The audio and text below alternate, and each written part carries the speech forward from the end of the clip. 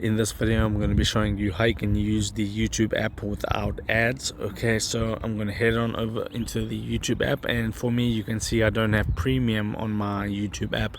So that's essentially how you can view YouTube videos without ads. Let me tap onto a video. You can see there's no ad on that one. Okay, but usually there'll be an ad right before the video and at the end. So if you want to view YouTube without ads, you tap onto you. It's right there on the bottom right hand corner. Just wait for that to load and then scroll down, and there it says get YouTube Premium. Okay, if you tap onto get YouTube Premium, you can choose cancel anytime, and that's the price of it. And it'll just say buy or reactivate or something like that if you had it in the past. Okay, so in my case it'll be reactivated if I decide I want YouTube Premium, but I don't want to get it at this moment, so it does cost that amount. You can just convert it. It'll just say the amount in your country. So that's pretty simple. So if this helped you out, drop a like on the video and subscribe to this channel.